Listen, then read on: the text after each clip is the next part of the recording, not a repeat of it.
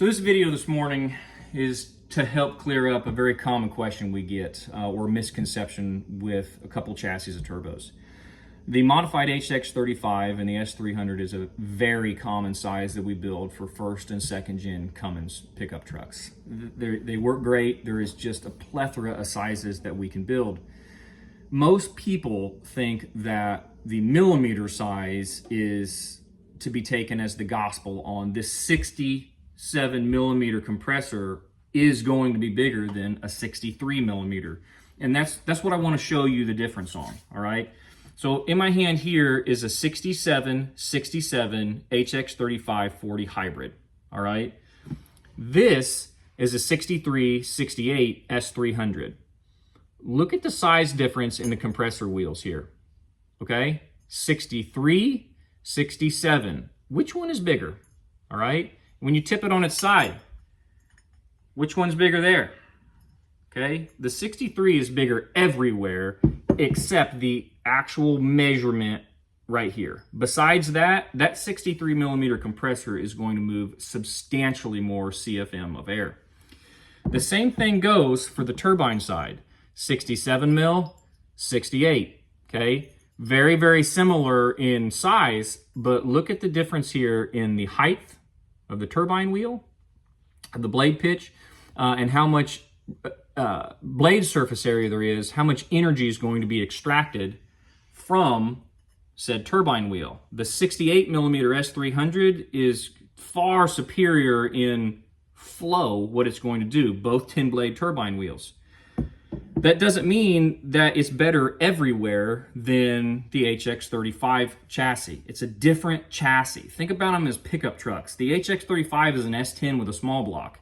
The S300 platform is a 1500 with a small block. They both make the same type of power, but they're going to do it differently. One's more robust. One might be able to do a little bit more work. One's going to be more reactive, all right? And the reactive part is what I want to tell you about right now and reasons you see that in the smaller chassis. So I got a scale down here you can't see. We're going to do this in ounces if I can get it flipped over here. No, we'll do it in grams. That's a good one. So in grams, the 67 HX35 weighs 568 grams, okay? The 68 weighs 660 grams. So we are almost 100 grams lighter on the smaller rotating assembly. That's going to make that much more easy to spin, all right? Then you got that in a smaller condensed turbine housing, because it's a smaller chassis. The aspect ratio is smaller on the HX35. So we're coming up into drive pressures faster on a smaller, lighter assembly that's going to be able to come up and go. The next thing to think about in that is the compressor cover itself. Both of these are our race covers, okay? You have an HX35 race cover, which is a larger aspect ratio. This is bigger than a standard HX. And then you have our S300 cover. These are side by side, all right? These are touching each other. The difference in these is enormous. It's going to take longer to fill this full of air and get to your engine than it is this, all right? The S300, at the end of the day, once you come up into power, is going to be flowing much more air easier than the HX35 is.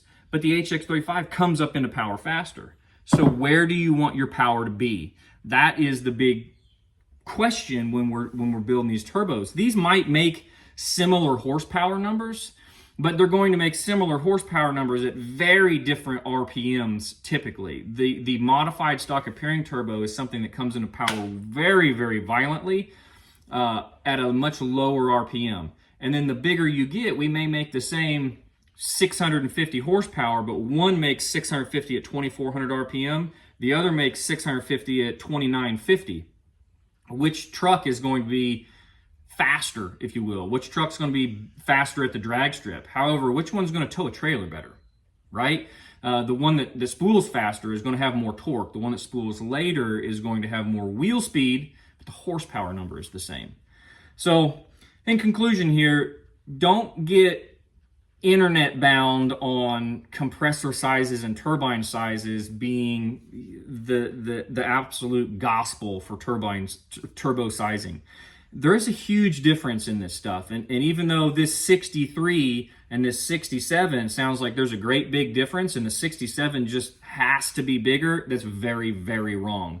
The 63 will far outflow it just due to the sizes of everything. That's just one measurement in the whole get up here. So hopefully that makes a little bit of sense.